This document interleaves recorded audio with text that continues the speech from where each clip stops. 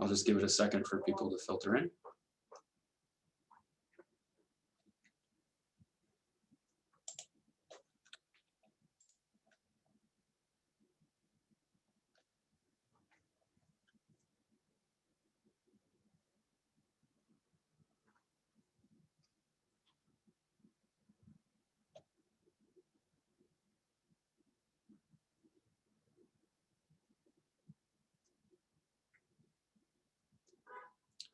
All right, looks like we have 18 attendees so far.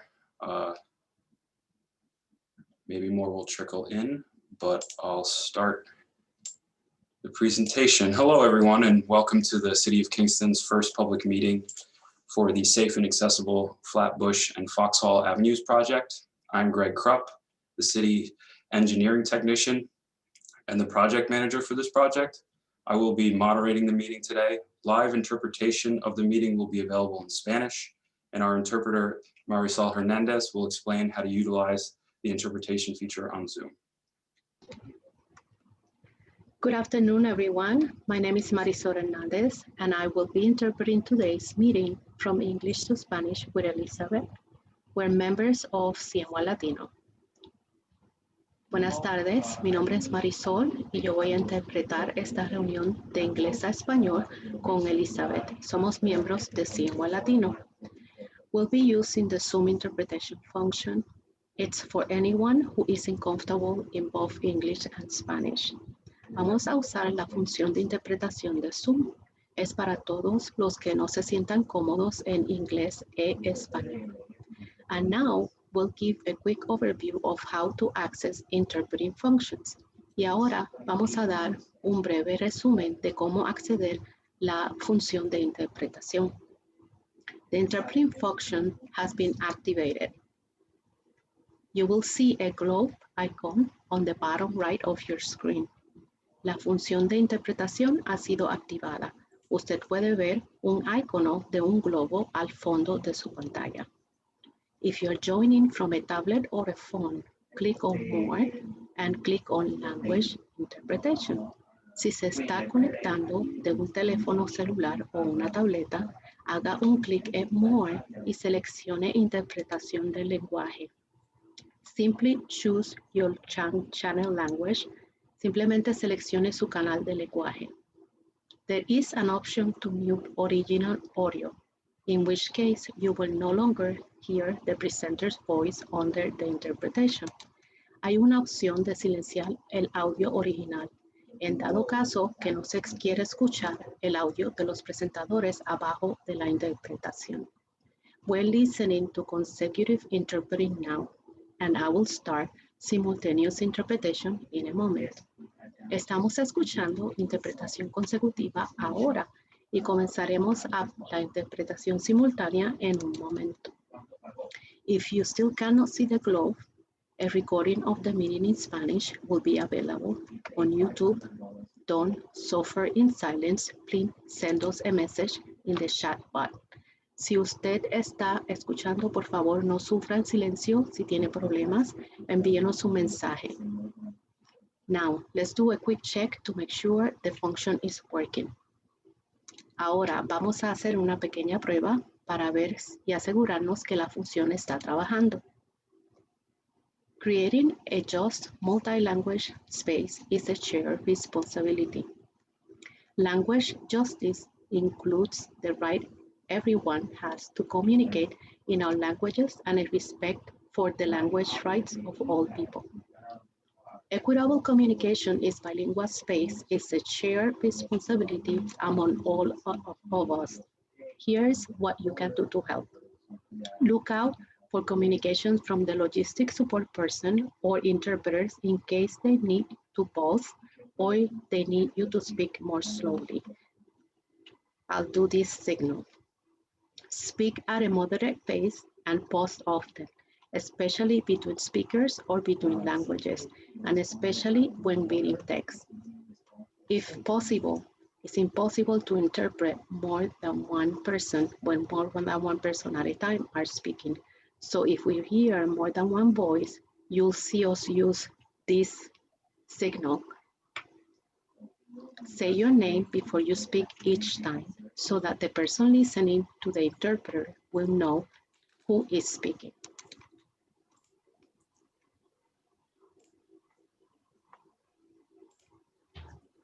All right, thank you, Marisol. This is Greg speaking.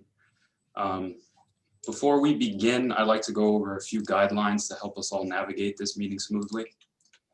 Members of the public will be muted for the duration of the presentation. As we go along, your questions can be typed in the Q&A function at the bottom of your screen. Then at the end of the presentation, we'll have a Q&A period. I'll read your questions and comments aloud, and one of the panelists will respond. Guests with questions during the Q&A can either type them into the Q&A function or raise their hand and they may be unmuted by a moderator to ask their question. For your information, this meeting is being recorded. The recording will be available on the city's YouTube channel, our public engagement website called engagekingston.com, and our main website. We'll also post a PDF of GPI's presentation. I will post this link in the chat to engagekingston.com. If you experience a tech issue, please write about it in the chat. A staff member is assigned to troubleshoot. In the event that a technical issue can't be resolved during the meeting, we ask that you refer to the recording and provide us feedback through engagekingston.com. Our staff and presenters from GPI will control their own mute buttons and will mute themselves when not speaking to avoid excess noise. During the Q&A, if a city or GPI staff person wishes to speak, they will raise their hand by clicking the hand raising tab. I'll call on them to respond by stating their name clearly for our video and audio listeners. Following the meeting, additional written comments and questions can be submitted at engagekingston.com. Lastly, our panelists today, we have Mayor Steve Noble, John Schulteis, the city engineer, Kristen Wilson, director of the Office of Grants Management, Ruth Ann Devitt Frank, a grants manager, Summer Smith, communications director. From our engineering consultant, GPI, we have Amanda Joy and Ryan Walsh. From our public outreach consultant, we have Susan Blickstein and Sienna Yang. And our interpreters, again, from CNY Latino, are Marisol Hernandez and Elizabeth Bettina. Now, to begin our presentation, I'll hand it over to Mayor Steve Noble. Kristen, do you have something to say before we get started? I wanted to note that there's a tech issue with the Spanish version. It's cutting in and out for you, Elizabeth, in Spanish. So I don't know if you can pull your microphone closer to your mouth, and I'll go over to Spanish and check again. All right, and thank you, Greg, for kicking us off today and for giving me a few moments to talk about the Flatbush and Foxhall project. This project came to fruition due to a realization that we had here in the city of Kingston that this was a very highly traveled route for pedestrians, but yet had very few facilities to be able to support those pedestrians due to a lack of sidewalks in a couple of key areas and a large number of pedestrians utilizing this corridor with 2 active train crossings. Add into that all of the traffic that happens on Flatbush and Foxhall Avenue via vehicles, and it has led to numerous accidents over the years. And so we as the city of Kingston recognized that this is an opportunity for us to make much needed pedestrian and roadway improvements to this corridor. And I hope that as we go through our first public meeting today, that the public will be able to weigh in on some of the alternatives that we've identified. And we are very early on in the process. And so not only will we, again, be looking at pedestrian movements, bicycle movements, but also vehicular traffic, especially in the areas of Cornell Street and Flatbush Avenue, or in Foxhall Avenue, as well as the intersection of Flatbush Avenue, Foxhall, Elmendorf. These are areas that we're going to be reviewing and that our consultants have worked to be able to gather information for you. And so we hope that you will find that this will be an informative presentation, and we hope that we'll be able to hear your voice as we go through the planning of this multi-million-dollar project here in the heart of Kingston. And so with that, Greg, I'm going to throw it back to you. And again, thank you for putting this together for us today. Thank you, Mayor Noble. Now, please, if everyone will welcome Amanda Joy, the lead project engineer from GPI, who will present various design considerations and alternatives for this project. Hello, everyone. I'm just going to share my screen so I can share the presentation. Can everyone see my screen? Great. Okay, thank you, everyone. As everyone has mentioned, my name is Amanda Joy. I work with GPI. We are the engineering consultant for the City of Kingston for the Safe and Accessible Flatbush and Foxhall Avenues project. This is just a quick meeting agenda. My presentation will be about 45 to 50 minutes long, followed by a project Q&A session. And then Greg will show us a little bit about the Engage Kingston website that he mentioned before. During the presentation, we'd love to hear your comments or thoughts by using the Zoom chat or the Q&A function. You can also submit comments on the Engage Kingston website, which Greg will go over at the end of the presentation, as well as mail questions or comments to Greg or email them as well.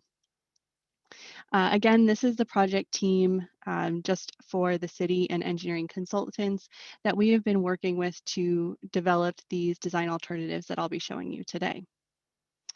To give you a quick overview, I do have a lot to cover during the presentation. So to give you an idea, we'll be going over a brief project overview, discuss our goals for the project, the existing conditions that we've observed, where we are with the project status, go over proposed alternatives for Foxhall, Flatbush, the key intersections that Mayor Noble mentioned, as well as the railroad crossings on Foxhall and Flatbush.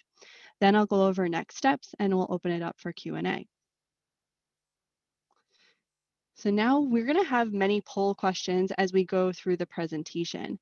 Our first poll question that we have is, do you live or work within the city of Kingston? Yes or no? And we'd love to get some responses on that. Great, looks like everyone's chiming in. That's great to see the participation. This helps us know who's on the call and who's listening while we're presenting this information to you. Great, thank you all. So now I want to go over what are the goals for the project. As Mayor Noble mentioned, one of the main goals is to improve the existing pedestrian facilities on both Foxhall and Flatbush, as well as looking to provide bicycle accommodations. We'll also be looking to improve intersection geometry for pedestrians and upgrade railroad crossings and bicycle safety.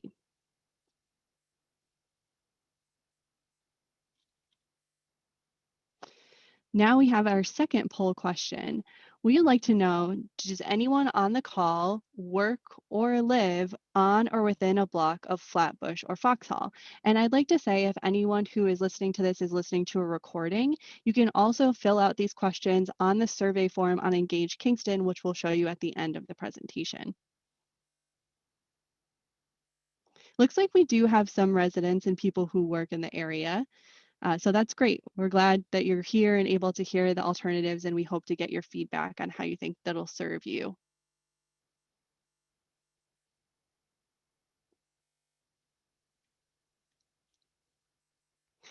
So now to give you an idea of where this project is located. As we mentioned, it is along Foxhall. It begins at Broadway and ends at Flatbush, and it goes along Flatbush Avenue from Foxhall to Colonial Drive, as you can see in this image here.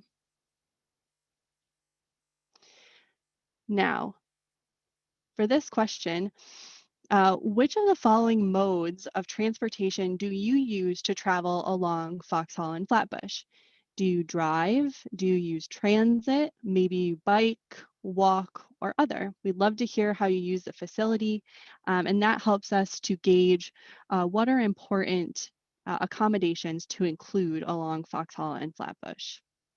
Looks like we have quite a few drivers, a couple people who use transit, quite a few bicyclists, and then some people who walk.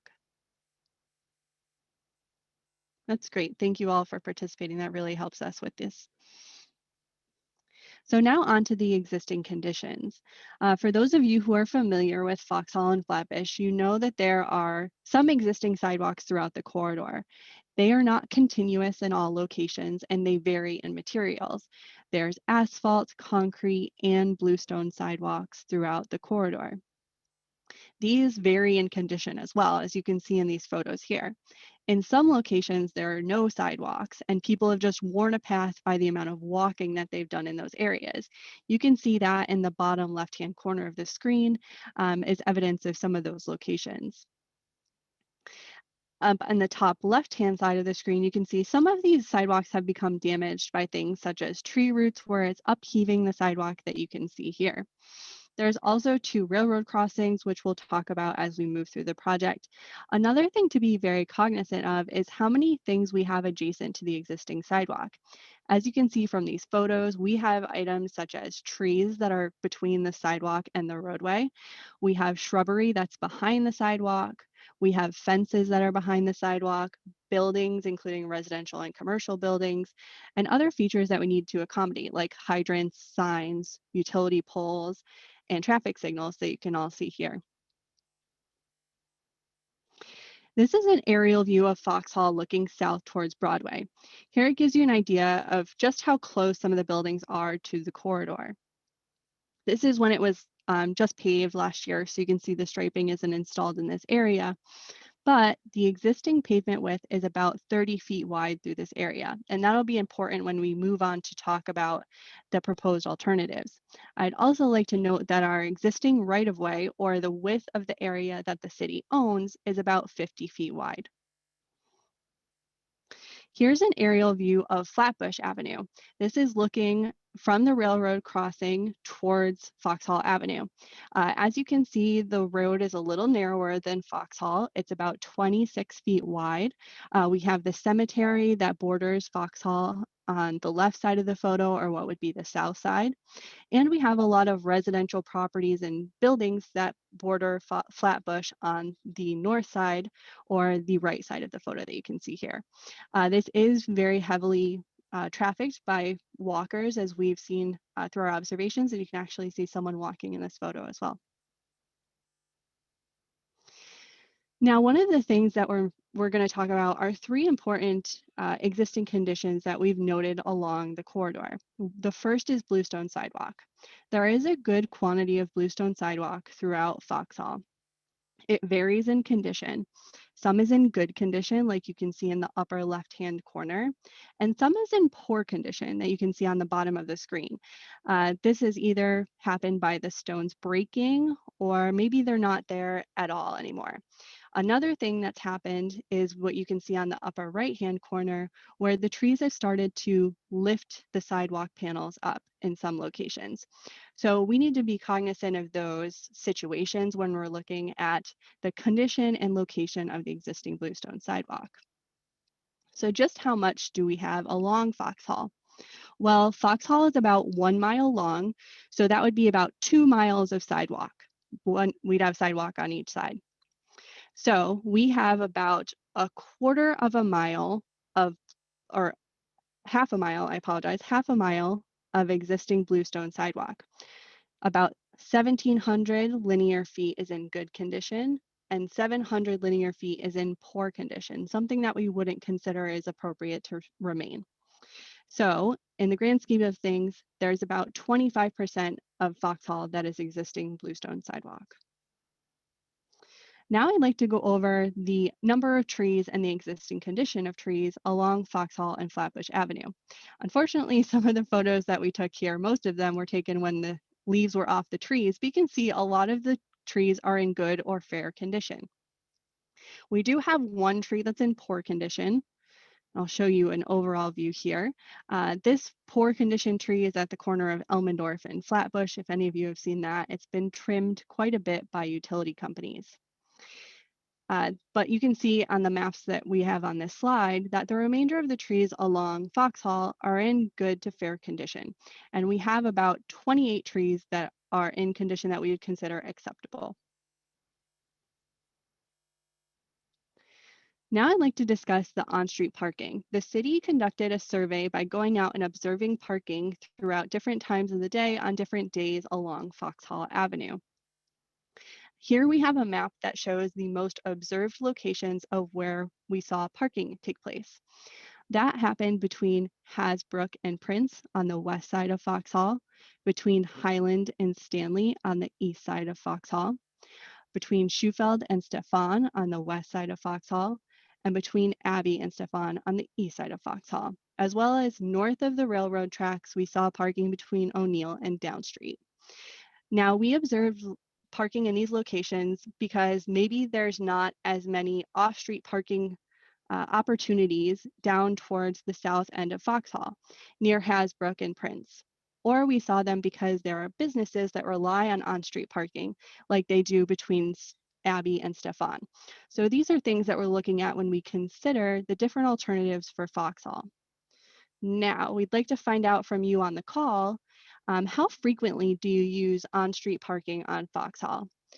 Are you someone who uses parking daily, or maybe just weekly, monthly, rarely, or not applicable? Maybe you don't drive or you don't frequent the area.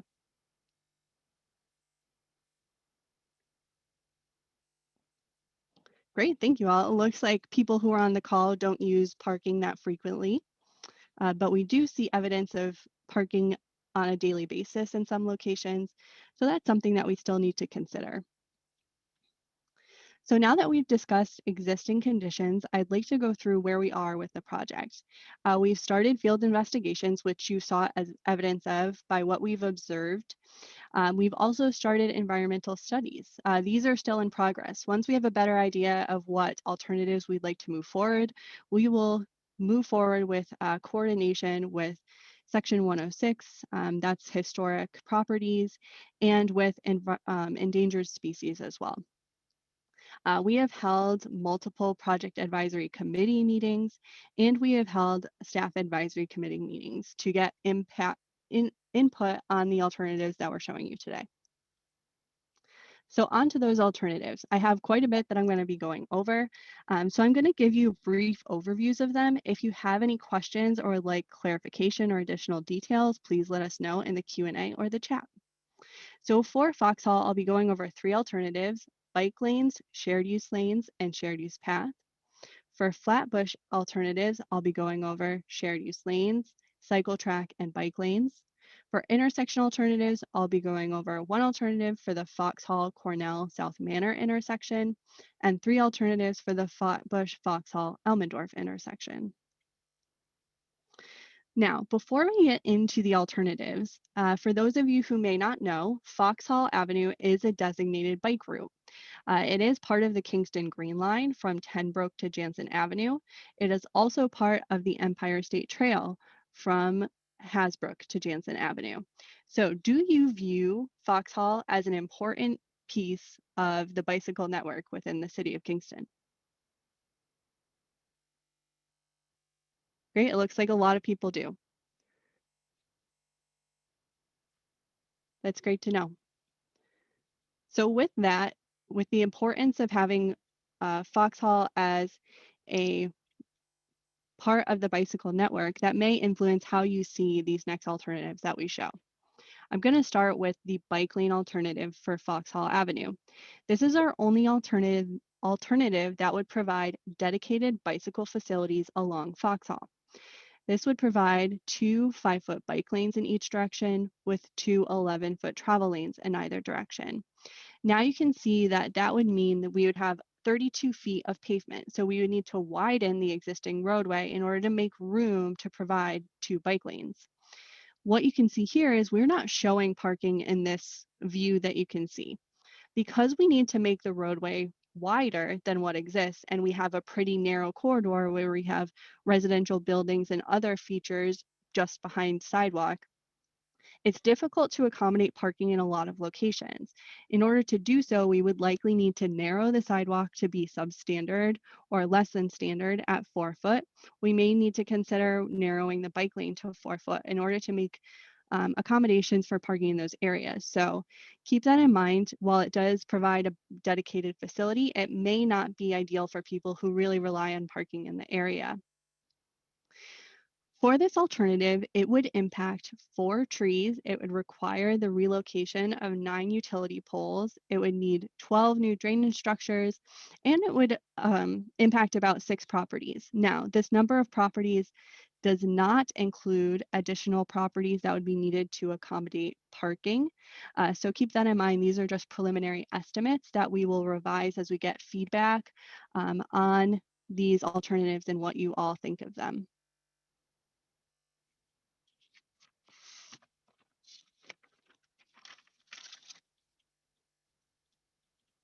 On to the next alternative. This is shared use lanes.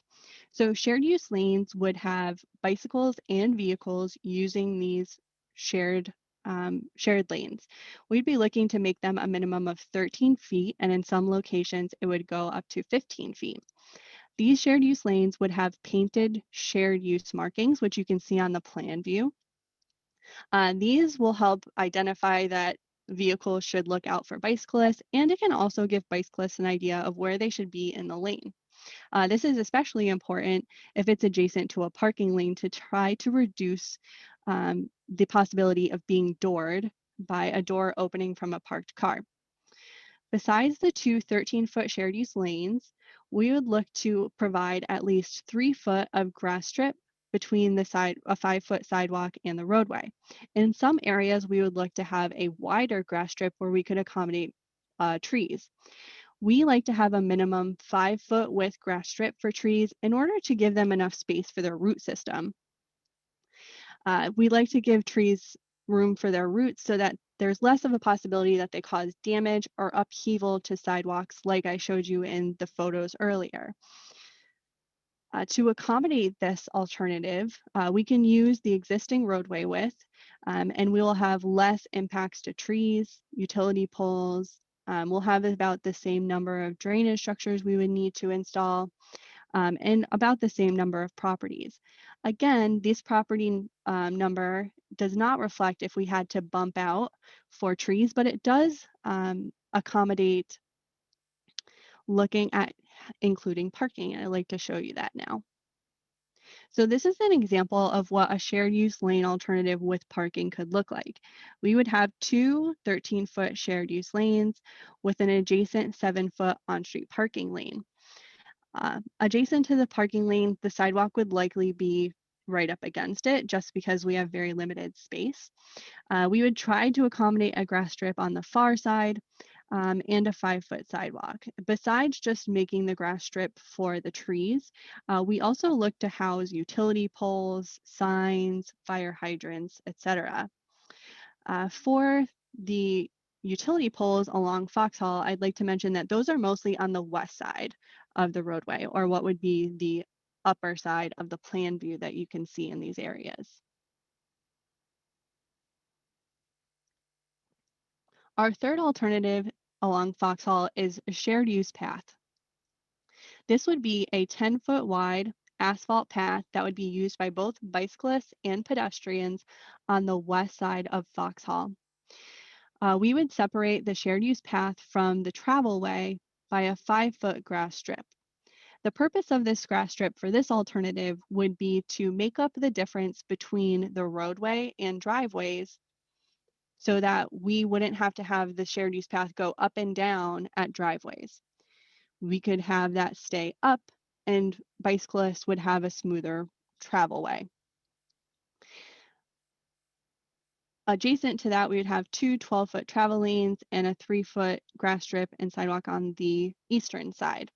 We would look to accommodate trees on the eastern side more than the western side if we could, because that is where the utility poles are housed currently, as I mentioned. We would have to look at bumping out the sidewalk in some locations to make room for trees, and that is not included in the property impacts that are listed here. But this is all preliminary. Again, that will be will change as we get feedback from all of you that are on the call. So just to summarize, this will impact many trees just because of the width of the shared use path and where existing trees are now. It will also impact a lot of utility poles because of where those are located as well. We would need to replace 24 drainage structures, and there is a large number of properties that would be impacted. So all of these alternatives that you see will have pros and cons, and it's what we want to hear from you all of what you see as a good alternative for how to service you as you use these corridors. This gives you an idea of what the shared use path would look like with parking. In this area, due to the width of the shared use path and parking, we would look to narrow the shared use path to make room. So it would be 8 foot in this location instead of 10 foot. There would also no longer be a grass strip between the shared use path and the on-street parking. This is just to make sure that we're not impacting adjacent buildings, because as you can see from this plan view, it does get pretty tight between the available space that we have. Now, with everything that we've showed you, we'd like to know, based on your first impressions of these design options, very preliminarily, which of the facilities do you prefer? Did you like seeing the shared use lanes along Foxhall, or maybe the shared use path, or maybe the bike lanes? They all have benefits to each. So we'd love to hear your thoughts on which ones you thought would best serve this area and this community. It looks like we have a pretty even split between all three right now. That's great. We're getting some good feedback. Looks like shared use lanes and shared use path are favored by more at this time.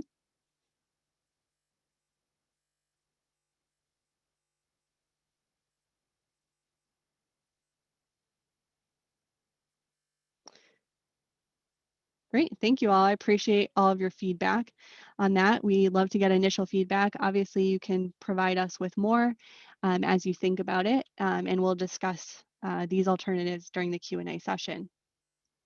For the Flatbush Avenue alternatives, I'm going to start with the shared use lanes. This is very similar to the shared use lane alternative that I talked about for Foxhall. This will be a consistent 13-foot shared use lane for this section. As I mentioned earlier in the presentation, the existing pavement width is about 26 feet for Flatbush. However, to provide a 5-foot grass strip between the sidewalk and the shared use lane, we would need to shift the roadway south a little bit towards the cemetery on the south side of Flatbush. To provide a 5-foot grass strip would allow us to place trees in that area. So that would be good to provide some shade along the Flatbush route. The benefit of this alternative and of all the Flatbush alternatives is that the utility poles are all on the south side. So it does provide us opportunities to have trees planted on the north side without having to worry about future trimming. Now, this alternative would require relocation of 7 of those utility poles because, as I mentioned, we would need to shift the roadway south a little bit because the existing utility poles are so close to the roadway that will require some relocations. We would also need to do some property takings because, as you can see in this aerial view, the red line is the highway boundary. That between those red lines is what the city owns. So when the sidewalk stays parallel to the roadway, sometimes that property line comes in, which would mean the city would just need to take some of that land in order to have a continuous sidewalk that was owned by the city of Kingston.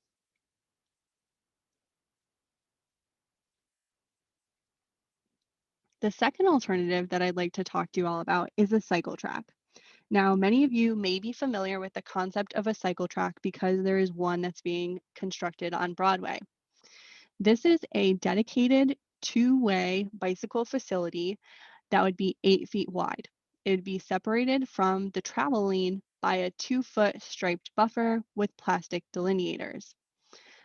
There would be 2 11-foot travel lanes along Flatbush. So this pavement width would be approximately 32 foot wide. It would require us to widen and shift the roadway south towards the cemetery. We would look to provide at least a 3-foot grass strip between the sidewalk and the cycle track. In some areas, we could look at bumping the sidewalk out, like I mentioned on Foxhall, or in this location where I mentioned we need to take property to construct the sidewalk, we could look at planting trees behind the sidewalk where the roots would have more room to grow and would have less of an impact on sidewalks in the future.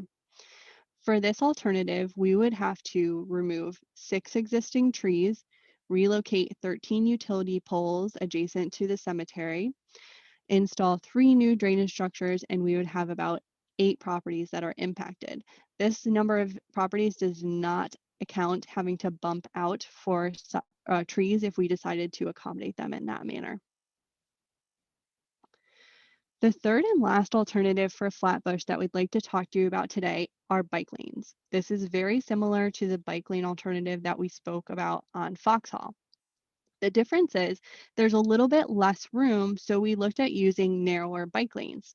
If that's something that you like or don't like, we'd love to hear about that in the Q&A or the chat function. For this, we're proposing to have 2 4-foot bike lanes in either direction with an 11-foot travel lane in either direction. Again, this would require us to widen and shift the roadway south towards the cemetery. It would have the same section of a 3-foot grass strip with a 5-foot concrete sidewalk on the north side of Flatbush. Again, we would look to accommodate trees in the same manner that I mentioned for the cycle track, by either bumping out the sidewalk or looking to plant trees behind the sidewalk in areas where we were able to do so. For this option, we would be impacting 6 existing trees, 13 utility poles, 3 drainage structures, and 1 hydrant. This is also a preliminary estimate of all of these things and may change as we get feedback from all of you. So based on what you've seen on your first impressions of these Flatbush Avenue alternatives, we'd love to know which of the following facilities you prefer. Did you like seeing the shared use lanes, the cycle track, or bike lanes? I do know that when we talked to the Public Advisory Committee meeting, some people were concerned about the number of trucks that travel along Flatbush. So that might mean that you're looking at a different facility than you would on Foxhall. And it looks like right now, people are favoring the cycle track over shared use lanes or bike lanes. Shared use lanes are secondary to bike lanes, and it looks like cycle track is overwhelmingly the favorite at this point.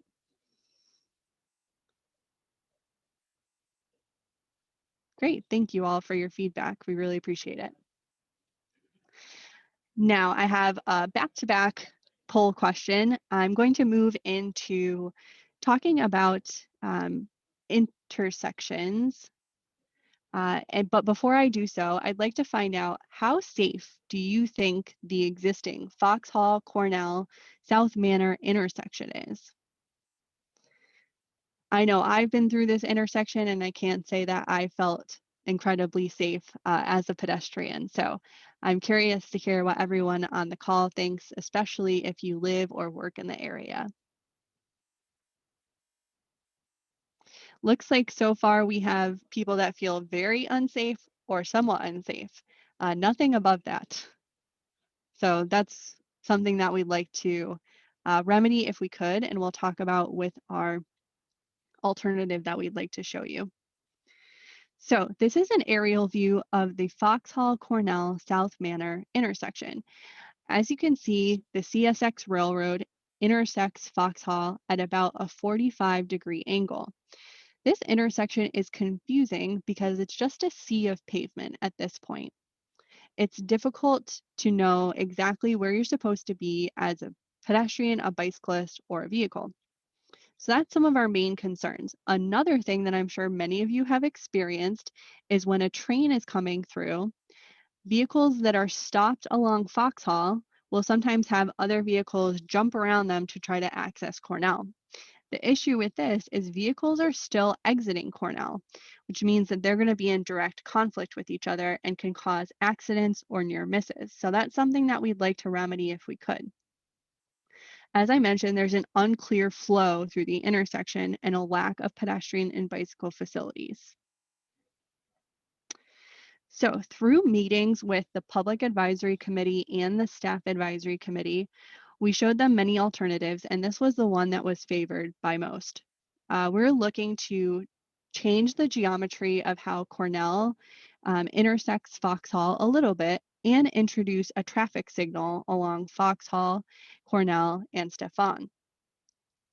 Now, what this would do would be to allow vehicles that are trying to turn out of Cornell onto Foxhall to have more time. Currently, there's almost the same number of cars trying to make a left off of Cornell as there are trying to go straight on Foxhall. So what that means is cars on Foxhall do not need to stop. So they have what we would call a level of service of A. That means that they have little to no delay and there's little to no queuing because they don't really need to observe other traffic in the area. The level of service on Cornell Street is an F. That means that they're waiting for almost a minute and a half to make a left turn onto Foxhall. That can be pretty frustrating. I'm sure some of you have experienced that as you tried to go through the intersection. So by having a signal, you're controlling the movement through the intersection. Vehicles on Foxhall would need to stop and vehicles from Cornell would be able to make turns. So what this would mean is the overall intersection would have a little bit more delay because people on Foxhall would need to wait for other vehicles on Cornell or Stefan to exit. However, it would improve the queue and delay along Cornell by letting them out instead of having to wait for a gap in vehicles along Foxhall Avenue. I'll also mention that this shows South Manor as a one-way and restricts their movement to a right turn only. This is just to make the intersection a little safer so that vehicles are not trying to make a left turn when other cars from Foxhall are trying to make a right turn onto Cornell. This can be confusing and cause direct conflicts, which could result in accidents. So with that, I'd like to move on to our next key intersection, which is the Foxhall Flatbush Elmendorf intersection. This is an existing 5-leg intersection that is signalized. Our concerns with this intersection include long vehicle queues, which I'm sure many of you have experienced, which can back up over the railroad tracks along Flatbush. It also has a long delay at the intersection. Sometimes you could be waiting there for almost a minute to get through the intersection.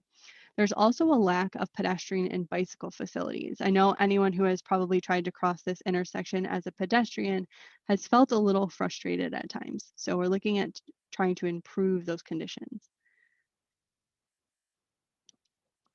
For the Foxhall Flatbush Elmendorf intersection, our first alternative would be to add a westbound left turn lane on Flatbush. This would remove left turning vehicles away from through and right vehicles so that they could continue to make movements while left turners wait for an appropriate time to make their movement. By doing this, you would reduce queuing because people are no longer waiting for left turners. They can continue through or right on Flatbush, and it will improve level of service. So this alternative overall would decrease the delay in the intersection by 10 seconds. Our second alternative for the Foxhall Flatbush Elmendorf intersection would be to look at restricting the movements through the intersection from Elmendorf. So this would not change Elmendorf altogether. It would still conduct two-way traffic until you get to the intersection. At the intersection, you would only be able to go southbound. So you could enter Elmendorf from Flatbush or Foxhall, but you could not exit Elmendorf and go on to Flatbush or Foxhall from the intersection. By doing this, you change the intersection from a 5-leg intersection to a 4-leg intersection. That means that you're reducing the amount of time that people need to wait at the intersection because you're removing the one leg that they would have to accommodate. By doing this, you decrease delay by about 15 seconds for the intersection.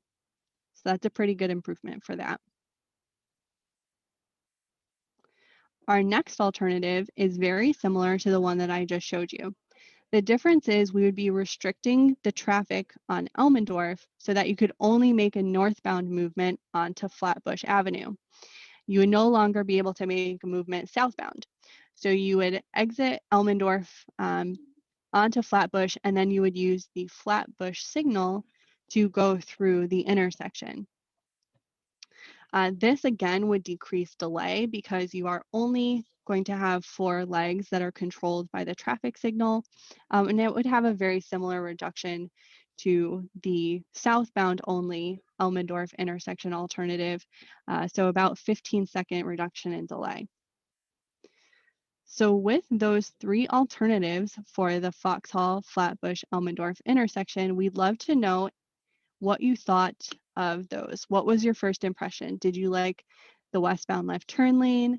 Did you like the southbound only traffic for Elmendorf just at the intersection, but the 2-way traffic would continue south of that? Did you like the northbound only traffic at Elmendorf at the intersection?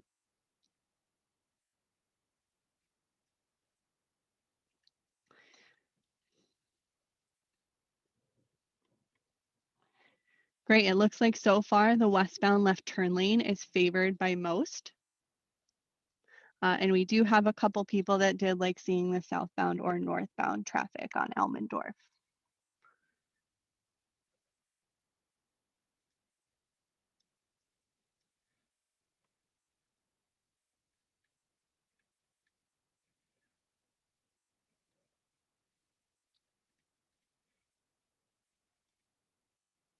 Great, so it looks like we've stalled out on responses. Thank you for everyone that responded. Now I'd just like to talk about some of the standard pedestrian improvements that you could expect to see at the intersections. These are improvements that you've seen at many of the projects that have been done recently in the city of Kingston. We would look to install ADA or American Disability Act compliant curb ramps at all intersections. We'd also look to install pedestrian signals at signalized intersections and install high visibility crosswalks at both signalized and unsignalized intersections so that pedestrians have a clear place to cross. Besides that, we would look at using in-street yield to pedestrian signs. Many of you may have seen these. These are signs that can be placed or removed very easily, and they just bring more attention to a crossing, especially if it's more of a mid-block crossing than at a major intersection. With that, I would also like to move on and talk about some of the existing railroad crossings. So we have 2 within this project corridor. This aerial view shows the existing Flatbush Railroad crossing. This crossing is long. There's 4 tracks, so that's fairly unusual in an urban setting like we have on Flatbush Avenue. It's a long way for people to cross, and it's fairly confusing because you're not sure where you're supposed to be as a pedestrian, a bicyclist. This is an aerial view of the Foxhall Railroad crossing. Again, this is only 2 tracks, but it is still a very wide open area where it's still confusing of where you're supposed to be as a pedestrian and bicyclist, which makes you feel unsafe as you're going through this area. So some of the things that we would be looking to do to improve these areas would be to provide pedestrian gates. These are similar to what you would see that would come down across the roadway for vehicles when a train is coming. We would look to have that for pedestrians as well, so that you know when you should be crossing or should not be crossing those railroad tracks. We'd also look to delineate space to make it clear where pedestrians and bicyclists could go. So in the middle of the slide, you'll see something that shows an aerial view looking down towards the ground of how you can show where pedestrians or bicyclists should go. One thing that you can do is just provide a concrete sidewalk that shows you where they should be walking. Another thing you could do for areas that are a little bit wider would be to look at adding stamped concrete or asphalt to just delineate that space even more. As anyone who has walked through this area biked or driven their car, some of these train crossings can take up to 6 minutes. This can be frustrating when you're waiting. So sometimes pedestrians may walk down the tracks to try to avoid waiting for the train. Unfortunately, a lot of times pedestrian and train accidents occur when pedestrians are walking down the tracks. So we'd like to provide a more comfortable waiting space if we could.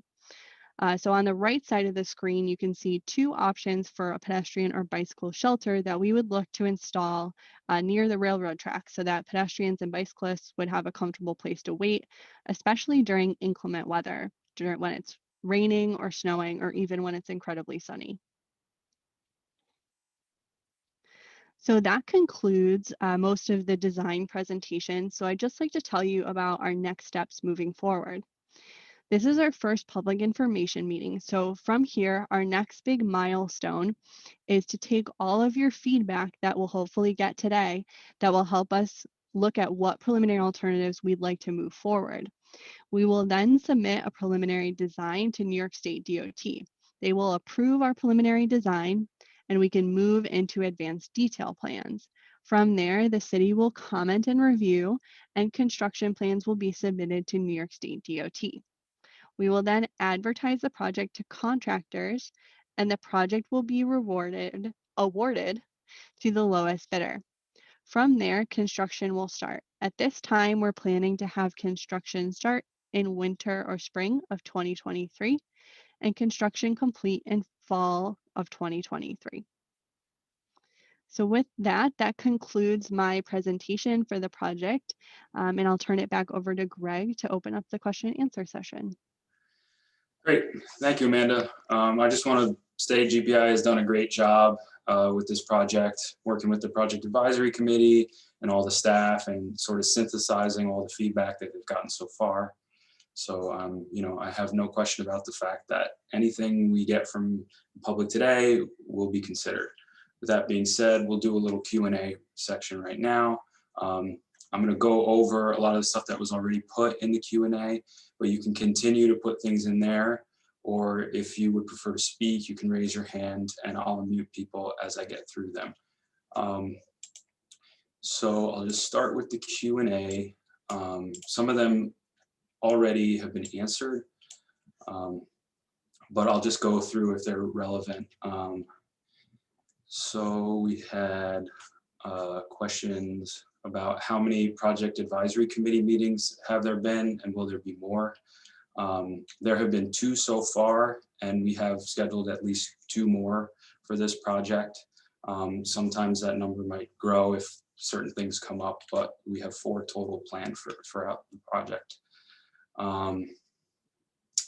We had a question about what the legal minimum width for vehicle lane is. I mean, our standard is 11 foot, but if Amanda wants to speak more about the truck traffic and whatnot on these routes, I'll allow her to do that. So on Flatbush and Foxhall, part of all of Flatbush for the project area and part of Foxhall are part of a qualifying highway or access control highway. That means that we need to have wider lanes, so a minimum of 11-foot lanes to accommodate truck traffic. We do experience about a 5% truck traffic along these 2 routes. So 11-foot would be our minimum, and New York State DOT usually doesn't let us do anything less than that on qualifying or control access highways. Great. There was a question from Rose Quinn about what the speed limit is. It's 30 miles per hour on both of these streets. Then going forward, Tanya Garment asks, have members of the tree commission been invited to this meeting? We did not specifically invite anybody, but however, I say everybody was invited through various press releases and through the newspaper. Tanya Garment also asked, has shade been a consideration in discussion of trees so far? We haven't spec'd out specific trees that we're going to plant for this project. I'm assuming that when that time comes, we will run those through the proper channels within the city, tree commission, planning department, and whatnot. And some additional comments she had is, you know, because a lot of projects will end up with lollipop style trees that don't do much for shade. Another question, Brad had asked, why suggest a cycle track on Flatbush, but not on Foxhall? The answer I put in there is that most of our pedestrian and cycling generation for Flatbush is on the north side of the road. So that's why you would have the two-way track on that road and not on Foxhall, because on Foxhall, we have more contributing roads to the east and west of Foxhall. So bike lanes would be more applicable there. But also that is based on a lot of the feedback that we've gotten from the PAC as well. They saw that a cycle track would be a good application on Flatbush. There's a question about how far would the bike lanes, this is from Malia, or cycle track continue up Flatbush. Our project limits are at Colonial Gardens. East of Colonial Gardens, the road will remain as is. But anything that we do, we would terminate in such a way that if a future project wanted to continue either west or east of our project limits, it wouldn't be a problem. Another question from Malia was, is the green on South Manor the grassy area? That was in reference to the intersection with Cornell and Foxhall. And yeah, the green that was on that slide is just proposed as a grassed area in that design. Tom Polk asked, will the pedestrian signals have countdown timers? Yes, they'll be equipped with countdown timers. Some of our open questions from an anonymous attendee, I was wondering if the historical context and connection between Kingston and Bluestone. P.S. This area paved most of New York City with Bluestone at one point. I don't quite get the question there. I don't know. Amanda, are you understanding? I don't know if this is exactly the answer, but I'll say this part of this project is not within a historic district of Kingston. There are some historic eligible buildings. There's none that are national registered along the roadway. However, we do look at context sensitive solutions when we're looking at the projects. So we do look at the benefits of keeping Bluestone or if it needs to be removed. So I hope that answers that. Okay. Then from Autumn Pond, we have wooden open style parking structure help. Amanda, do you want to comment on sort of our parking limitations and what we've considered for these areas? Sure. So for the parking areas that we've looked at, that was just based on observation. In a lot of areas, we have a difficult time fitting parking in. So we want to be selective of where we try to propose that, because that could mean we need to remove trees or relocate utility poles. So we want to be cognizant of that. So that's what we're looking to all of you to give us information or feedback on where you think the most appropriate spots for parking would be, besides just what we see when we go out in the area. Great, I hope that answers it. If we answer a question and you have a clarification that you need, you can also put that back in the Q&A or raise your hand. I'll try to keep an eye on the hands as we go along. Jim asked, what are the impacts on property? Is it reducing the grass or condemning the house? So I'll let Amanda speak to, because on the slides she had 10 properties would be impacted with this design and whatnot, and it varies. So I'll let her. Yeah. So when I say impacting properties, that really would mean impacting the grass space at the front of the property. It may mean impacting shrubbery or fencing that's at the front of the property. It would not mean condemning a building. That's not something that we're doing as this part of this project, and something that we're not going to get into. So that would just mean the frontage of a property. Okay. And then John Grossbowen asked, is it possible to use 10-foot vehicle lanes rather than take the space away from the cyclists. This may avoid property takings in some areas and narrow the lanes, would tend to calm traffic. I think we already answered that with Amanda's question regarding truck traffic and the 11-foot lanes. So we have Autumn Pond says, as a resident of the Lace Mill, I would like to see a community garden space. Ideally, the garden could fit on South Manor across the street from the Lace Mill. I guess that's more of a comment than a question. I tend to agree. John Groves-Bolin says bike facilities on Foxhall should be squared up to the tracks as much as possible rather than keep them parallel to the road. This as the flange grooves can trap the bicycle tires and rails can be slippery. I've witnessed cycle crashes at the track. Then we have Brad. I am new to understanding Kingston's bike lane initiative here. Is there somewhere to go look for a master plan for biking throughout Kingston?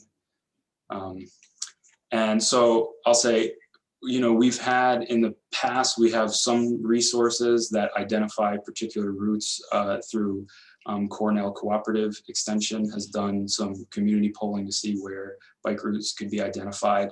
And through that, Foxhall was actually one of them. This was back in around 2010, 2012, that time frame. As far as a overall master plan is actually currently in the works through the city.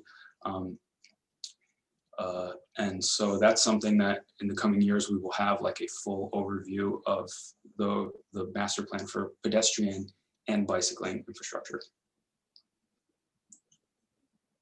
Then we have Malia asked, do you have any slides with the options side by side? I'd love to make a direct visual comparison. I think that's something we can put together and then we can put that on engagekingston.com in the PDFs on the side. Another question from John Gross-Bolin. It appears that all cyclists are forced into the driving lanes at Flatbush and Foxhall intersections. Need to keep traffic slow there if that is the case. And yeah, I guess so that transition from Flatbush to Foxhall and vice versa, they'll have to take the lane, it seems. I don't know if you had anything to add as far as treatments and intersections, Amanda, for the cyclists? It will be difficult to know exactly how we'll get bicyclists through the intersection without knowing what alternatives we'll do. But in some cases, they may be in the lane. And yes, as you said, it's better for vehicles to travel slowly through that area. In some cases, if we're able to, we'd like to keep them in dedicated facilities. So that's something that we'll look at as we narrow down what alternatives we'll be using. Great. Then from the Hudson Valley LGBTQ Community Center, any long-range plan to connect the sidewalk all the way up to Landmark Place? So as part of this project, we do not. That is something we have a representative from RUPCO on our project advisory committee, and this question came up there as well. His view on it is that for Landmark Place, they are considering, they have buses and they'll have regular routes that they themselves will provide transportation for their residents into sort of the heart of Kingston.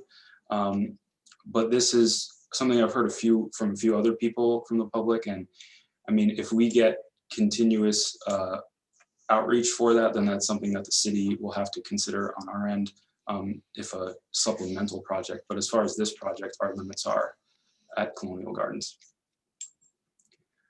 John Gross-Bolin asks, can a fence be added to the bottom of the pedestrian crossing barriers at the railroad crossings to keep people from ducking under? I think this is referring to sort of like the goat paths where people walk along the tracks to shortcut. That's something we'll be working with CSX about treatments there to reduce. We have to run our plans through CSX for all of these crossings. And so when we propose something like that, we'll work with them on that. I don't know, man, if you have any other comments about things we can do at railroad crossings to avoid that. Yeah, one of the things that I showed, actually, if I share my screen really quick, is there are options to put in something that's like the bottom left-hand corner, to look at adding fencing to make it more difficult to duck under, but there's really not much you can do to stop people from doing that. But as Greg said, we will be working with CSX to try to come up with a safe solution for pedestrians through that area. Then from Rose Quinn, we have, what plans are being made to reduce speed along Foxhall? There really is no safe bike or pedestrian option with traffic moving at that speed. Amanda, I don't know if you want to speak to some of the specific treatments, if you had a slide on sort of traffic calming devices that would be integrated into each of these plans. Yeah, we don't have any specific traffic calming things done for each alternative. We'll do that as we narrow the design down, but some options are things that you've seen before, is looking at painted or curbed bump outs at intersections, maybe changing the geometry of the roadway a little bit if we're able to do so. In a lot of cases, the roadway speed is obviously 30 miles per hour. If there's not adequate striping along an area, people will often just go faster because they think they have a lot of room in order to drive their vehicle, and they're not observing the other users of the roadway. So that's something that will help by identifying where vehicles, pedestrians, and bicyclists should all be. But that's something we'd love to look more into for each alternative as we kind of narrow that down so that we have kind of one main alternative for each roadway. Yeah, the other thing I was going to say is, along those routes now, it's wide open. You know, it's kind of like the Wild West. There's really no striping. So people, you know, can drive their car. Basically, they feel like in that lane wherever they want, which will increase their speed. Kristen, I saw you had your hand up.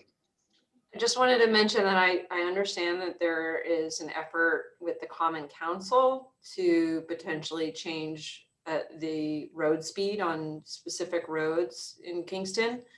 And I don't know where they're at with it, but I just wanted to mention that the 30 mile per hour speed limit, I think, is something that's state mandated, and it's difficult for municipalities to change that on our own. And I think that the Common Council has been investigating what we could do about that to be able to have different speed limits on specific roads. So. Right. Okay, next question from David Stoss. Are the railroad crossing improvements compliant with the requirements needed for a quiet zone? And so that's something that, you know, we're trying to have an ongoing study with David Stoss is part of the Ulster County Planning Department for rail safety throughout Kingston, with the potential of eventually, you know, delineating a quiet zone. And so as part of this, those two crossings, we would try to implement things that could work towards that. And I don't know if you had more specifics on that, Amanda, that you want to add. Not at this time, but like Greg said, what we are planning to do and implement and work with CSX on is making sure that whatever we put into place will help get you all to that point of hopefully having a quiet zone in Kingston. Right. Yeah, and as far as that level of detail, right now we're in the very preliminary stages of just like getting sort of the overall treatments. And then when we get down to that level of planning is when we'll work with those details more. Tanya asks, what is the design speed when the pedestrian buttons are not pressed, and how much when the pedestrian buttons are not pressed, and how much when not pressed? I think it meant pressed and not pressed. Did you get that question, Amanda? Do you understand? Not exactly, but the design speed would be the same. If you're asking specifically at the intersection, like for turning or straight through vehicles, generally the pedestrians would be walking parallel to the through movement, so that turning vehicles would need to yield to pedestrians. This is different for unsignalized where there wouldn't be pedestrian buttons. I hope that answered your question, but the design speed would be the same. It's about 35 miles per hour, 5 miles over the city's speed limit. Okay. Then we have from Sean Nixon, light. Is there any innovative lighting for this project?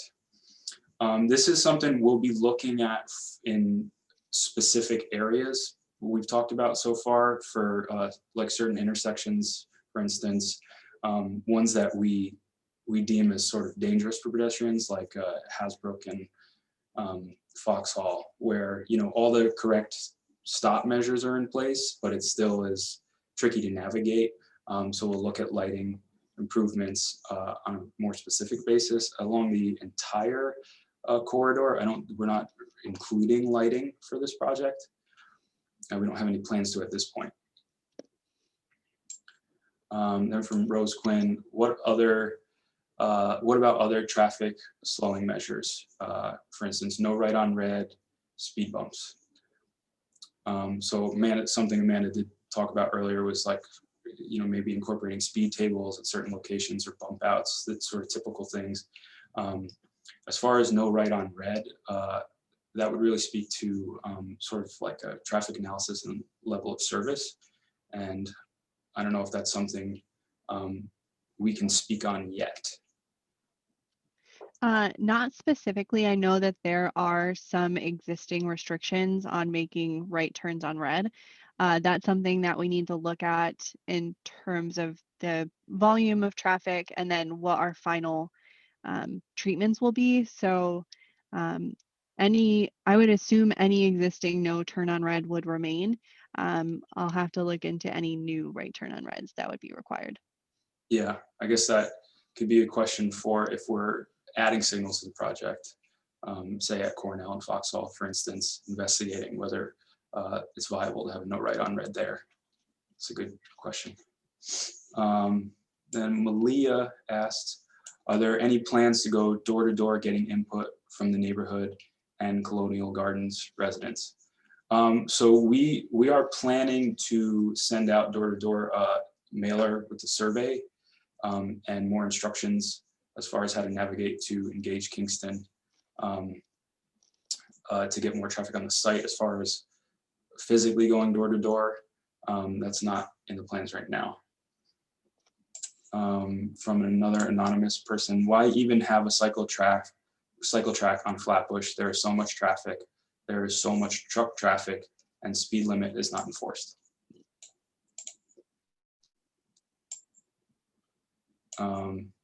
Then from Malia, have you tracked numbers of pedestrians and the directions they move through both intersections during different times of day? So we haven't done pedestrian counts through these intersections. We've done traffic counts. Amanda, do you want to speak more on what level of pedestrian counting would typically occur? Sure. So we did the traffic counting by setting up cameras, if any of you saw them when they were out there. So we did capture pedestrian movements and bicycle movements through the intersections when we did those counts. So we do have the number of pedestrians and bicyclists that are going through the intersection and their movements. One thing that we had originally thought of doing was finding out where people are going and where they're coming from. COVID made that a little more difficult to, do like in-person interviews and surveys.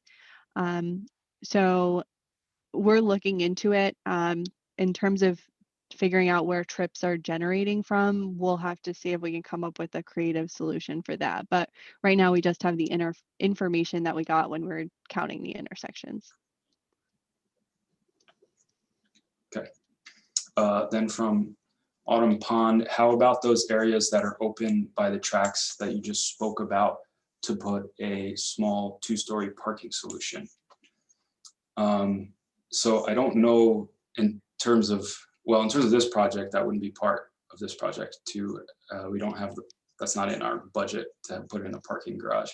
And then we don't have that much right of way in general in that area to even build that structure. I believe that would require significant right of way takings in order to do that. Then from Tom Polk, comment, there is a map from the Kingston Land Trust that shows existing and planned bicycle infrastructures, right? So he's referring to, back to a question earlier about a master plan. And so there is a Kingston Green Line map of things that are like in progress and things that have been built. And then from Malia, would you consider a bike only signal to help with safe movement through the intersection? I'll let Amanda talk on that. I'll say quickly that, I mean, that's really going to depend on the type of treatment in general that we use for the streetscape, whether a bike signal is relevant there. And I don't know if you want to add to that, Amanda. Yeah, I agree. The bike signal would depend on what type of treatment we were using.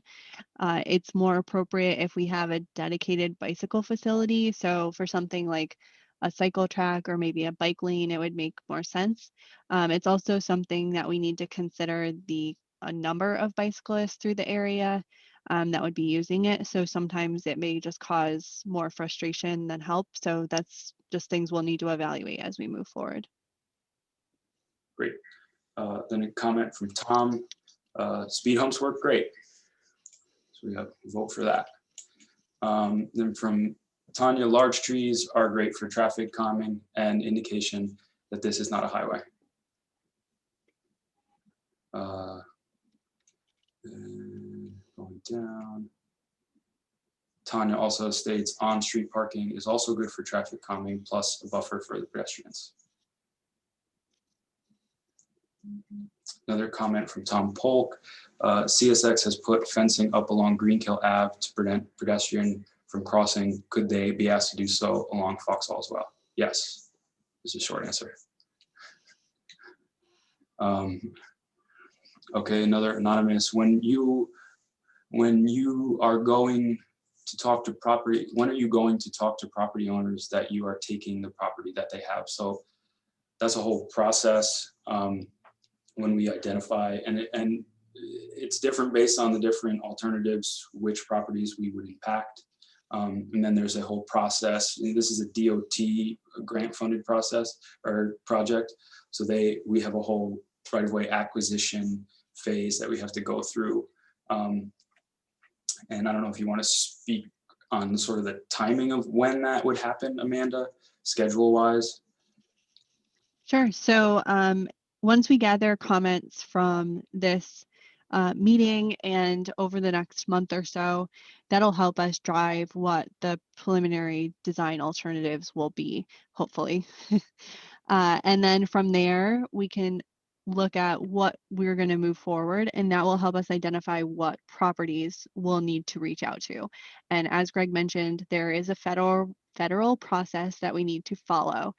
So there's people that will reach out to the individual property owners, and they'll have many discussions.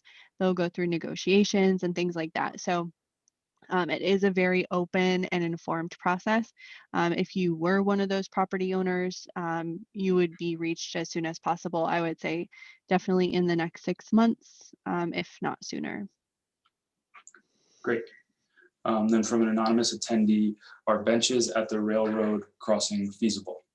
So this is something that we've talked about, is pedestrian waiting stations as part of this project, because as Amanda, I think, said during the presentation, you can be stopped as a pedestrian at the railroad crossings for an inordinately long amount of time. So that's something that we'll be looking to put in as part of this project. Then Ernie says, what will happen to the homes that are affected by these proposed lanes? I think that was kind of covered in terms of our previous answer from myself and Amanda, as far as the takings for the property from the property owners. As far as the homes themselves, we have no impacts on. The biggest impact is just a piece of property along the frontage that would need to be acquired through right-of-way phase. And I'd also just like to clarify that if your property is affected and we needed to take some of that to construct the project, you will be approached with a fair market price. They need to do, appraisals and things like that.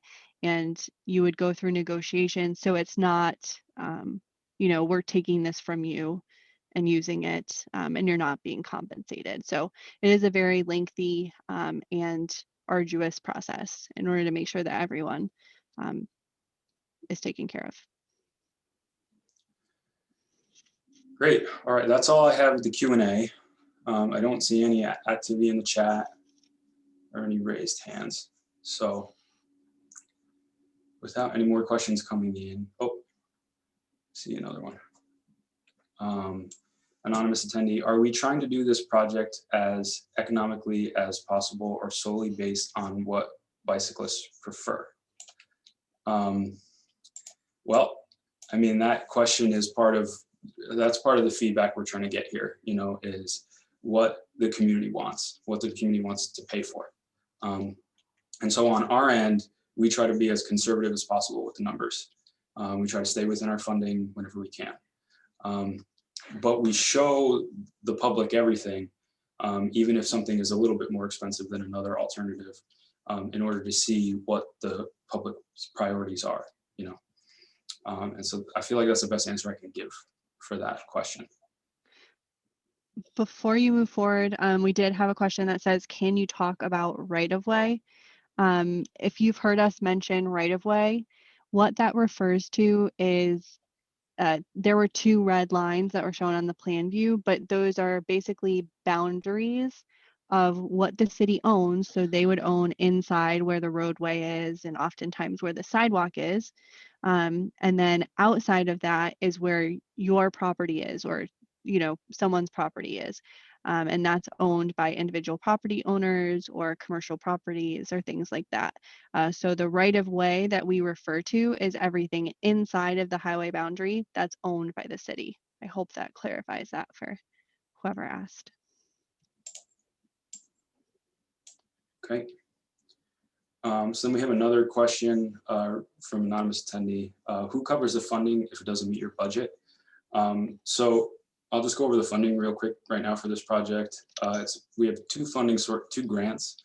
One is a DOT grant, and that's for about 3.6 million. Then DEC is funding for 770,000. Then the city's on the hook for a little over 800,000 at this time. If we identify certain other funding sources that we can add to this as well, for example, if we find something that's relevant to the signalization or something with the railroads, we can add that to this project. Right now, anything with the current grant funding, if we go over this budget, then it will something we'd have to go back to council for. But we currently are at less than a 20% match for the entire project budget, which is a pretty good starting point.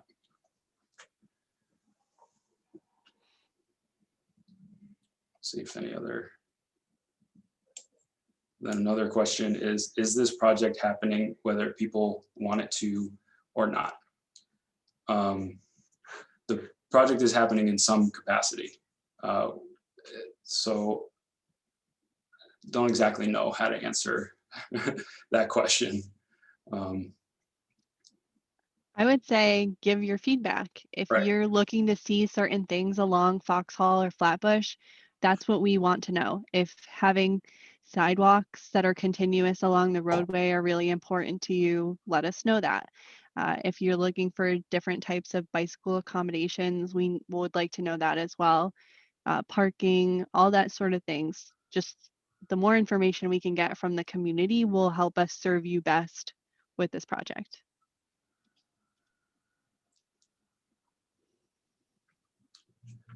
Okay, so we're approaching 1:30. If there are any other questions, you can throw them in. I'll come back and check this again.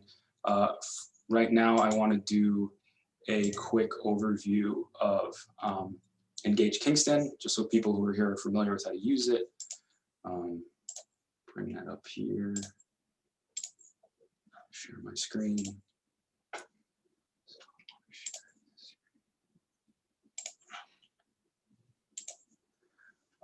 So can everybody see this screen? You got eyes on it? Okay, so when you go to Engage Kingston, the banner at the top, here's the safe and accessible Flatbush and Foxhall page. It'll load. Then we have some tools at the bottom for feedback. We have a tool here. There's a mapping tool. It allows you to go in and you can place a pin on the map showing you go into the map, and then you can add a pin showing what you'd like to see happen. And it looks like we've already got some entries here. So if you click on this add pin, it'll give you some options for things that you can add.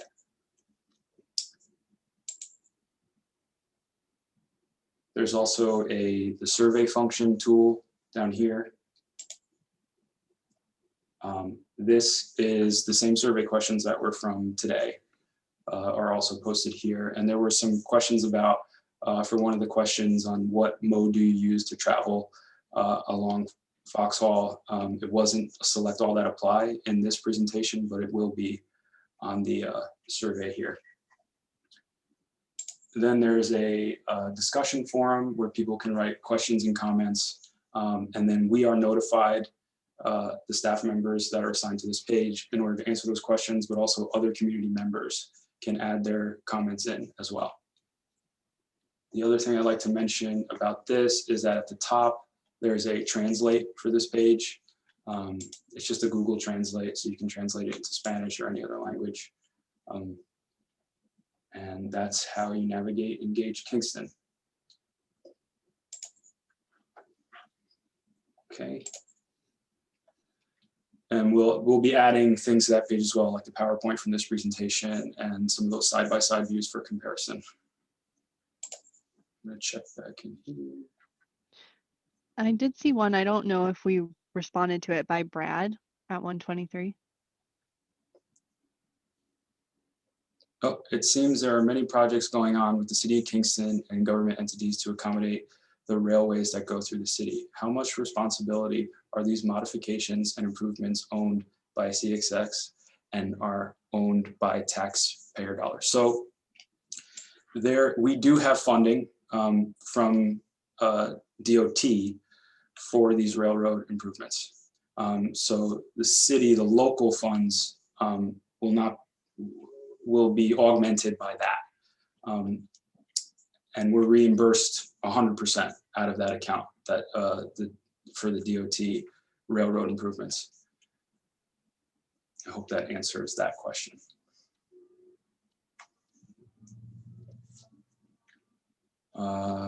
Any other questions? I'll check for hands. I'm not seeing any hands. Okay, if there's any other questions, you can reach out to me, Greg Krupp at the City of Kingston, or put them on engagekingston.com. But for now, I think that concludes our first public meeting for this project. I just want to thank everyone for being here, for all your questions. We appreciate the feedback. We look forward to any additional feedback. Feel free to contact me. Please share this information with other community members. We're going to continue to do outreach and get more input, but we appreciate anybody spreading the word. And thanks again.